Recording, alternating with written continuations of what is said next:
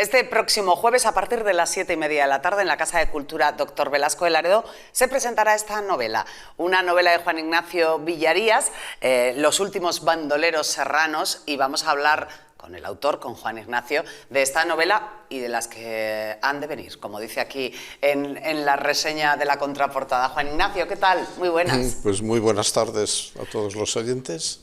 Oye, cita para presentar Los últimos bandoleros serranos, una temática o un tema que nos lleva al sur de España.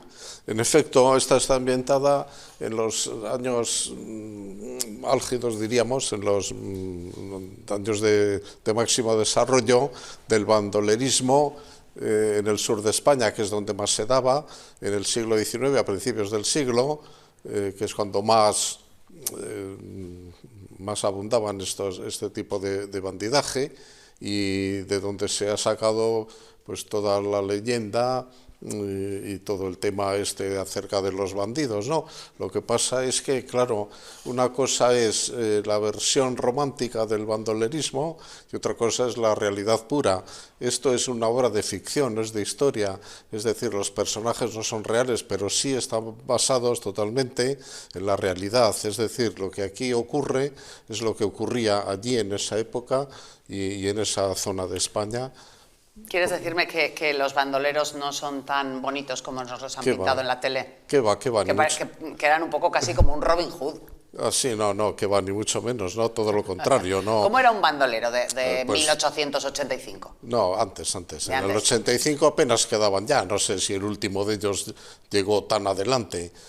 Más que nada en la primera mitad del siglo XIX es cuando se daba el auge del bandolerismo. Bueno, siempre hubo bandolerismo, siempre hubo, ¿no? En España y en todo el mundo, desde los albores de la historia, pero llegó a su máximo auge o apogeo, en España al menos, en esa época y en esa región, porque se daban más las circunstancias, ¿no? Por una parte, las circunstancias sociales de la marginación, de la falta de cultura, de oportunidades, lo cual invitaba pues, a los más arrojados o a los más malvados pues a echarse al monte, como si dijéramos, y dedicarse a atracar a todo el que pasaba. Entonces, esa versión del bandolero romántico, generoso, caballeroso y tal, eso es un invento de la literatura. En realidad no era así, sino muchísimo menos, es decir, o muy al contrario. Un bandolero de aquellos, como de toda época, pues era un tipo realmente sanguinario, malvado, capaces de las peores acciones. Nada de estos bandoleros que nos presenta la literatura romántica, el clásico bandolero generoso, el que atraca a los ricos para socorrer a los pobres, nada de eso, ni muchísimo menos. Lo que pasa es que, claro, para mantenerse donde estaban, ahí en el monte, necesitaban la colaboración de las personas, digamos, normales, que llevaban una vida normal, y a estos les tenían que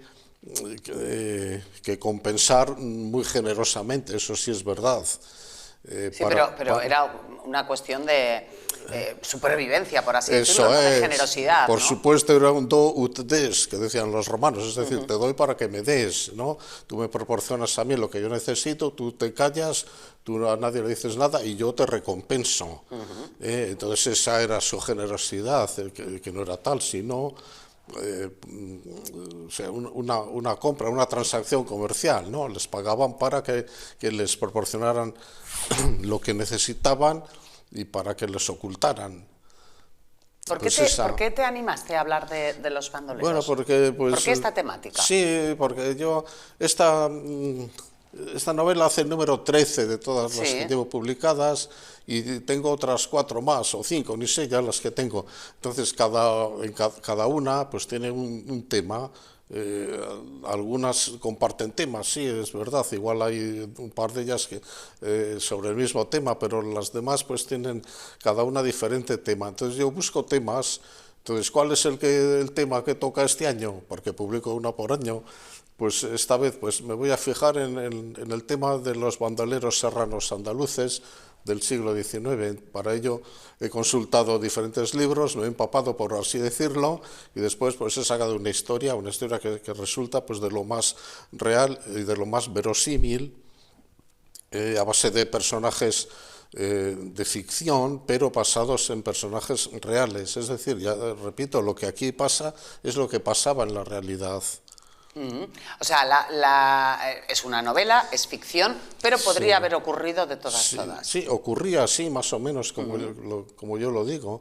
Personajes inventados, situaciones inventadas, pero al mismo tiempo reales, verídicas.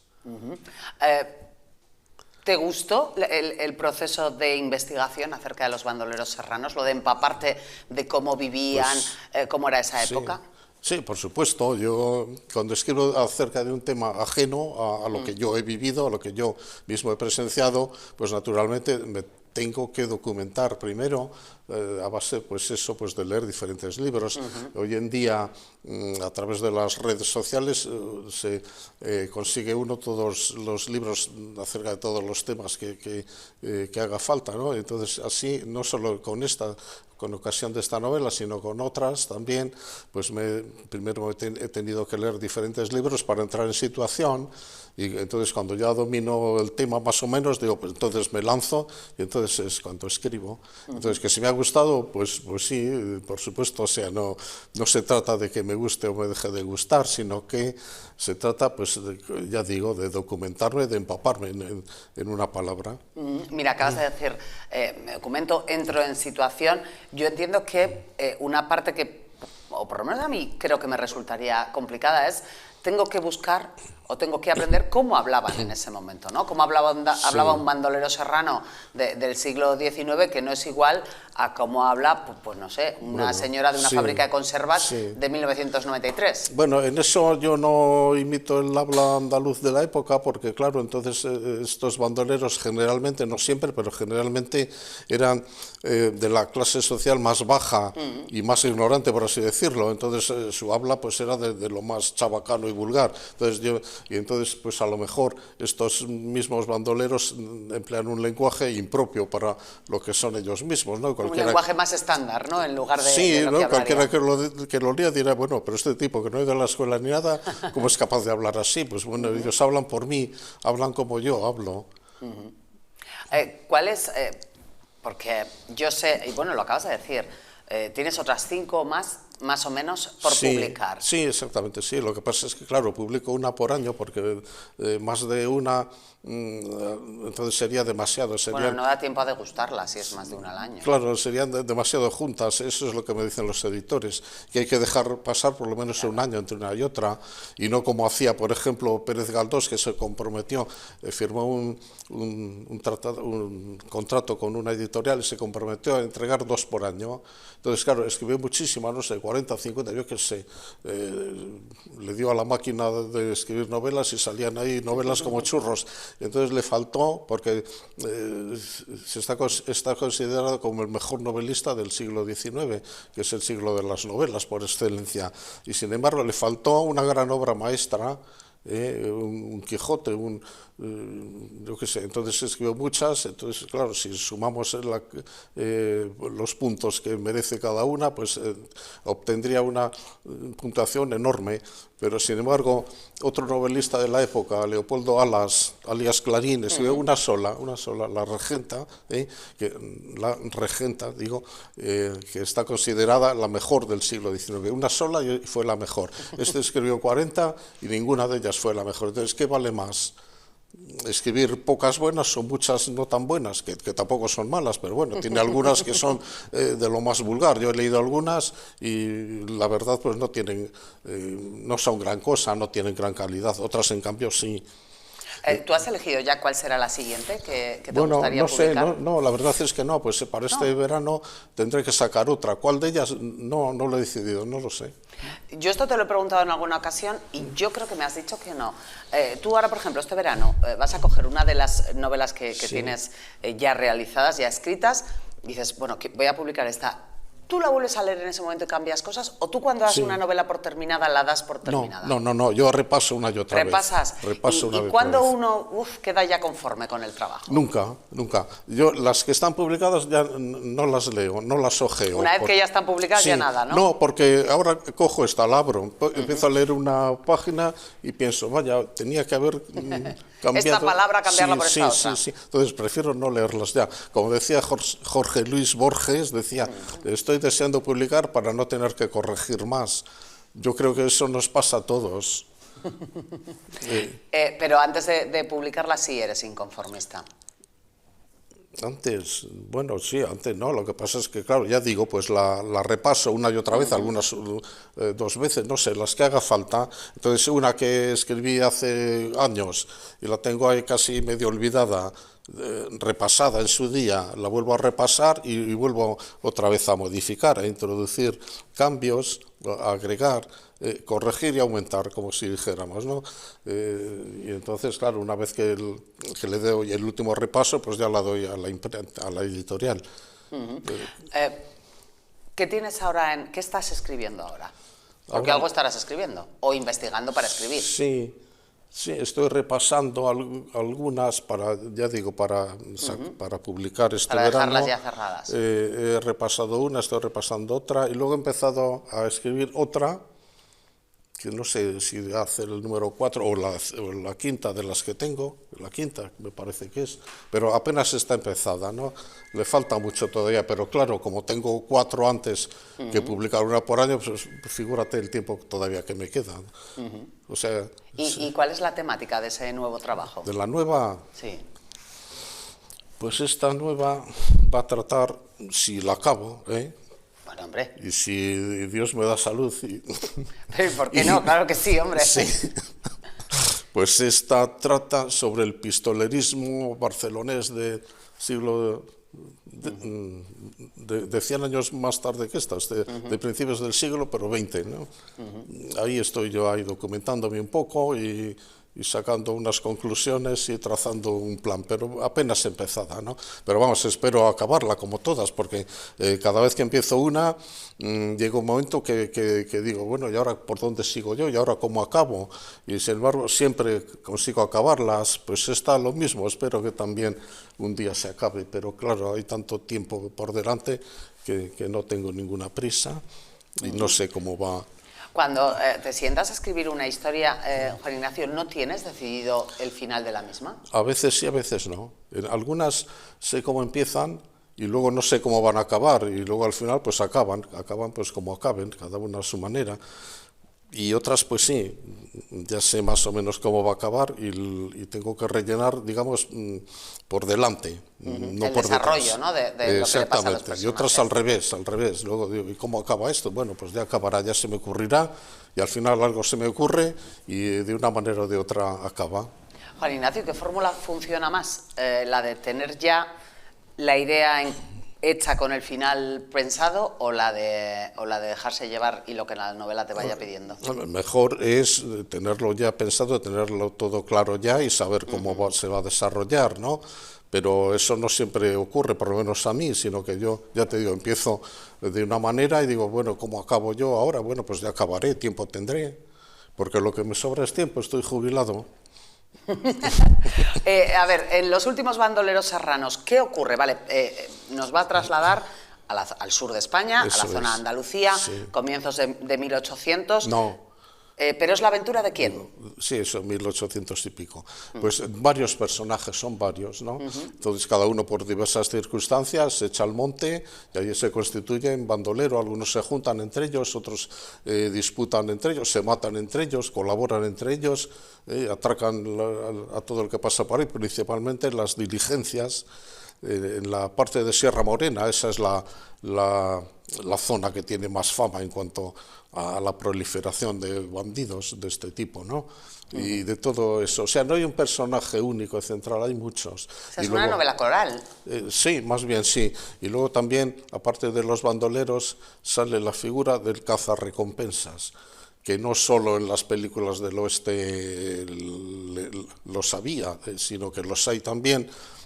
Los hubo también en la época del bandolerismo, o sea, a un bandolero le ponían precio y el que le cace, vivo o muerto, cobraba una recompensa que pagaba el rey o la reina, porque entonces reinaba entre otros Isabel II, y entonces pues hay quien se arroja a perseguirlos, para eso hay que tener mucho arrojo, por supuesto, y ganarse una recompensa, o ganarse que le peguen un tiro y le dejen en el sitio, ¿no? Porque eso es un oficio muy arriesgado. Bueno, pero si salía bien, solucionabas la vida. Bueno, tampoco es para tanto, no eran unas recompensas tan generosas, ¿no? Daban para vivir, pero vamos, tampoco es para hacerse rico. O sea, no era un oficio recomendable, vamos, mucho riesgo, mucha fatiga, muy azaroso y no muy bien recompensado tampoco. 13 novelas publicadas, ¿cuál es tu favorita de todas ellas? Eso sí que no soy capaz de decir. Me lo han preguntado varias veces y no soy capaz de decir. No sé, según la crítica, la primera que publiqué, que no fue la primera que escribí, que trata sobre la guerra civil, se llama Columna de mármol rojo. Y la columna no es pues una columna como esta que hay aquí, como estas que hay en toda casa, ¿no? Sino que llamaban una columna mixta a la que se formaba a base de voluntarios civiles y soldados de reemplazo, porque avanzaban en forma de columna hacia sus objetivos, ¿no? Y aunque no estuvieran avanzando, aunque estuvieran estacionados, pues le llamaban una columna, y así proliferaron las columnas, algunas con el nombre de su fundador o director. Por ejemplo, aquí en esta provincia fueron famosas la columna Sagardía, no sé si les sonará a los oyentes, de parte de los nacionales, y la columna Villarías de parte de los rojos, porque el que la hizo, que era un civil, era primo de mi abuelo, y así se apellidaba, y así se llamó la columna, hoy olvidada. Pues esta es la historia de una de aquellas columnas que se formaron al empezar la guerra, de su situación, su emplazamiento en el frente, sus combates, vicisitudes y su derrumbe total, porque ya sabemos que la guerra la perdieron los republicanos, o rojos, entonces rojos ahora son republicanos. Esa fue la primera novela publicada, que no la primera que escribiste. En efecto. Y esa es la que la crítica considera que es la favorita. Esa dicen que es la mejor, sí. Yo no estoy seguro, hay otras que tampoco son malas, y a la hora de decidirme por quedarme con una de ellas, yo no sabría por cuál. En el desarrollo de una novela, desde que la piensas, desde que creas la historia, hasta que ya la publicas, porque has dicho antes que una vez publicada no vuelves a leerlas, claro, te acompañan durante mucho tiempo los personajes. Luego echas de menos a los personajes, una vez que ya has terminado la novela, se ha publicado y se les dice adiós. No, me olvido totalmente de todos esos personajes, todas esas vicisitudes, situaciones y escenarios, y me centro en la siguiente, eso es. Juan Ignacio, ¿qué público esperas que vaya a la presentación este jueves a la Casa de Cultura de Laredo a las 7:30? Lo que se dice esperar, yo espero que vaya mucha gente, públicos de todas clases, no sé, tampoco irán tantos, ¿no? Pero vamos, yo lo que quiero es que vayan. Entonces, ¿a quién va dirigido? ¿A qué tipo de lector va dirigido? Yo diría que a todos, a cualquiera. O sea, no es ni para jóvenes, ni para viejos, ni para nostálgicos, ni para... ni para modernos. Eso es, ni para listos, ni para tontos, para cualquiera. Esto lo puede leer cualquiera, desde un niño de la escuela elemental hasta el catedrático de Historia de la universidad. Juan Ignacio Villarías, pues nos quedamos con la cita de este jueves en la Casa de Cultura Dr. Velasco de Laredo. Voy a volver a enseñar el libro, Los últimos bandidos serranos. Muchas gracias por habernos atendido y haberte acercado aquí al plato de Vaya Noche, un placer. Gracias a 11 Televisión y a todos sus oyentes. Gracias, ya les estamos dando planes así para que completen la semana. Hacemos una pausa y ahora continuamos.